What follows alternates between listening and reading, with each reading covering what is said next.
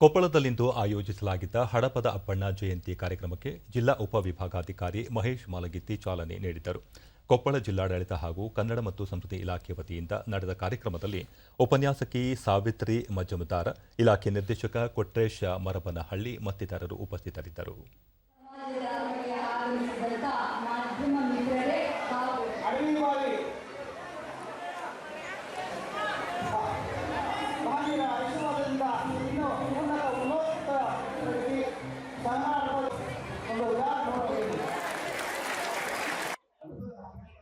ಬಳಿಕ ಮಹೇಶ್ ಮಾಲಗಿತ್ತಿ 12ನೇ ಶತಮಾನದಲ್ಲಿ ಬಸವಣ್ಣನವರ ಅನುಭವ ಮಂಟಪದ ಪ್ರಧಾನ ಕಾರ್ಯದರ್ಶಿಯಾಗಿದ್ದ ಹಡಪದ ಅಪ್ಪಣ್ಣನವರು ಜಾತಿರಹಿತ ಸಮಾಜ ನಿರ್ಮಾಣಕ್ಕೆ ಶ್ರಮಿಸಿದ್ದರು ಎಂದು ಸ್ಮರಿಸಿದರು.